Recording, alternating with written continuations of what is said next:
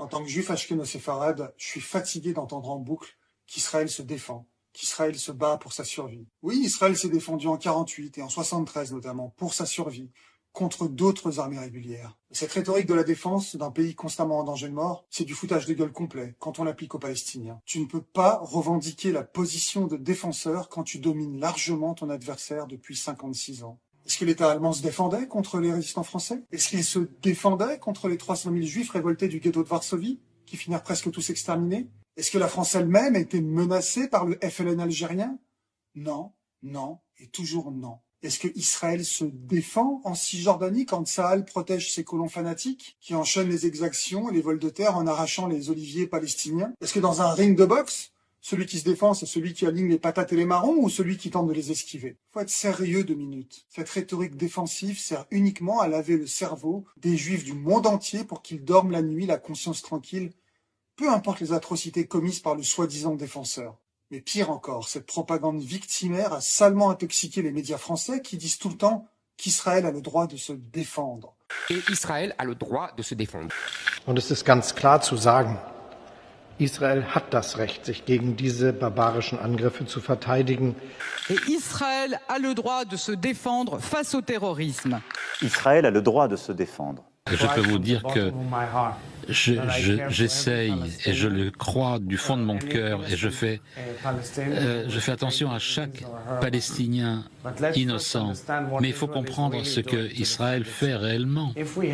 Si nous avons le droit de nous défendre... Je pense vraiment que quand on est français, animé par nos valeurs libérales, démocratiques, de respect des autres, on ne peut aujourd'hui qu'être du côté d'Israël. Et tous ceux qui, français, aujourd'hui, défendent le Hamas ne méritent pas d'être français. Et donc, tu auras beau faire défiler les vidéos de mères éplorées sur leurs gosses assassinés, cette rhétorique défensive va transformer l'atrocité en simple dommage collatéral ou pire, en mal nécessaire pour venir à bout des hommes du Hamas qui attendent tranquillement l'infanterie israélienne planquée au chaud dans leur tunnel sous les décombres. Je sais qu'en tant que juif de 50 ans et malgré mes liens affectifs avec Eretz Israël, il m'a fallu du temps pour déconstruire cette propagande victimaire d'un pays qui serait toujours au bord du précipice. Mais non. Israël n'est pas en position défensive contre les Palestiniens, qui sont militairement 1 million de fois inférieurs à Tsahal. Pour qu'ils le soient vraiment, il faudrait que les Palestiniens déferlent comme un tsunami à Tel Aviv, Haïfa, Netanya, Yerushalayim, Eilat ou Beersheva. Est-ce que 2 millions de Gazaouis se sont engouffrés en Israël quand le Hamas a cassé le mur de leur prison à ciel ouvert? Bien sûr que non. Et bien sûr que j'ai eu le cœur horrifié des massacres de civils du 7 octobre sur cette terre où repose ma pauvre mère. Il n'y a pas de débat là-dessus. Mais je le répète, il n'y a pas non plus de menace existentielle sur Israël de la part de quelques milliers d'hommes du Hamas, qui n'est qu'une petite phalange armée et déterminée de tout le corps palestinien. Il faut que les Israéliens comprennent qu'en quelques semaines, on est passé d'une situation où il y avait eu un attentat abominable, mais qui ne pouvait en aucun cas menacer existentiellement l'État d'Israël, rien à voir avec la guerre de 67 ou la guerre de 73, où là il y avait des armées avec des divisions, avec des tanks qui pouvaient occuper Tel Aviv et Jérusalem.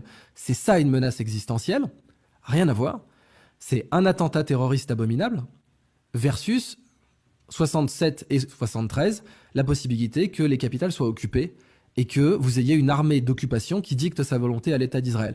Alors il faut appeler un chat, khatoul à khatoul. Contre les Palestiniens, Israël n'est plus en position de défense depuis très longtemps. Il est factuellement l'oppresseur, et comme oppresseur, il a le pouvoir de faire ou de ne pas faire la paix avec cet adversaire qui l'humilie depuis trop longtemps pour prétendre encore faire partie de l'humanité. Le gouvernement criminel de Bibi mène factuellement une politique de nettoyage ethnique qui coche en effet 90% des cases d'un régime fasciste, mais veut en plus se faire passer en victime pour que ça passe crème. C'est aussi simple que ça. Ne pas le voir, ne pas le reconnaître, c'est être simplement un khmar ou un hypocrite. Après, si toi, tu veux assumer que tu es un juif fasciste, très bien. Et si tu veux m'insulter de traître à la nation, j'en ai rien à carrer. À part ces 4 lettres de juif et un prépuce coupé, je n'ai rien en commun avec toi. Tishmar et Tishmatov, je préfère 1 fois, 10 fois, 1000 fois être ce traître que tu montres du doigt que d'être le monstre que tu es.